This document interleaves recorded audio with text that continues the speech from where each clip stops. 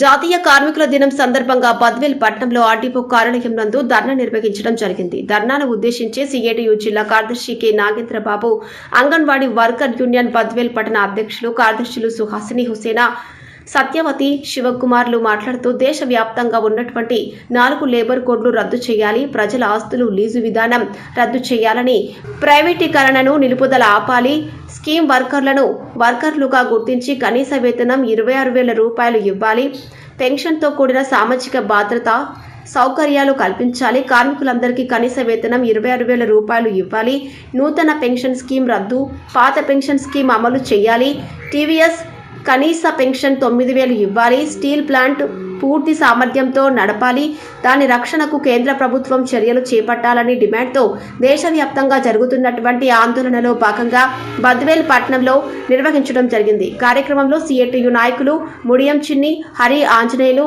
Nagarjuna, Mokshamma, Anantamma, Mastan B, ఖైరున్ B, Ratnamma తదితరులు పాల్గొన్నారు. జాతీయ అసంఘటిత రంగ కార్మిక దినోత్సవం సందర్భంగా ప్రతి ఒక్క అసంఘటిత రంగ కార్మికులందరి సమస్యలను కూడా నెరవేర్చాలని విజ్ఞప్తి చేస్తున్నాము.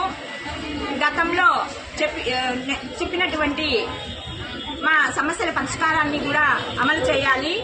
అలాగే ఐసీడీఎస్ను బలోపేతం చేయాలి, బడ్జెట్ను పెంచాలి, అంగన్వాడీలను ప్రభుత్వ ఉద్యోగులుగా గుర్తించాలి, సుప్రీంకోర్టు తీర్పు ప్రకారం గ్రాట్యుటీ కూడా ఇవ్వాలి, ఎల్ఐసి సిఫార్సులు ప్రకారం కనీస వేతనాలు 26,000 రూపాయలు ఇవ్వాలని విజ్ఞప్తి చేస్తున్నాము. అంగన్వాడీలను ప్రభుత్వాలు మారి పార్టీలు మారినా వాళ్లను మీరు అంగన్వాడీ వర్కర్లను కొంతమంది ఆయాలను తొలగించి వేరే వాళ్లను పెట్టాలి అని కొంతమంది రాజకీయ నాయకుల ఆలోచనలు జరుగుతున్నాయి.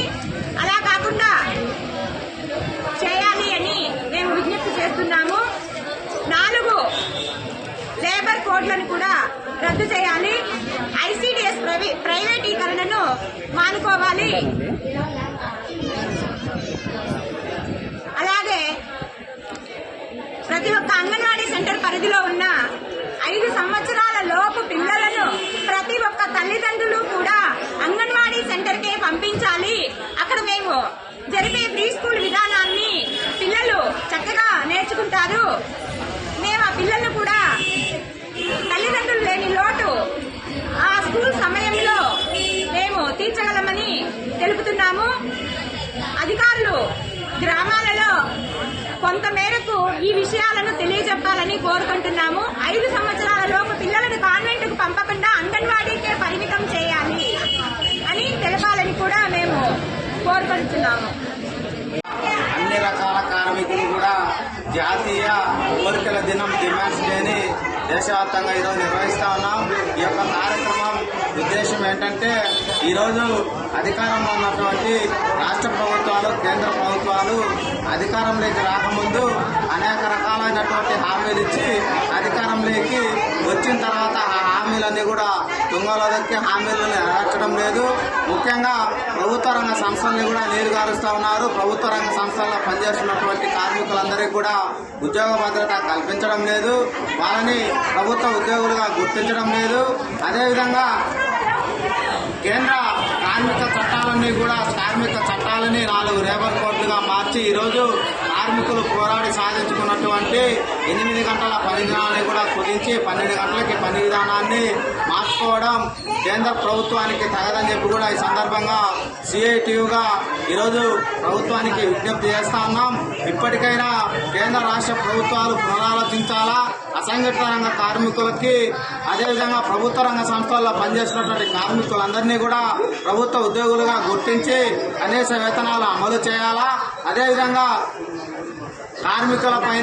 పనిచేస్తున్నటువంటి కార్మికులపైన రాజకీయ వేధింపులు ఆపి అంగన్వాడీ ఉద్యోగస్తులను కూడా ప్రభుత్వ ఉద్యోగులుగా గుర్తించాలా, వాళ్ళకి కనీస వేతనాలు ఇవ్వాలా.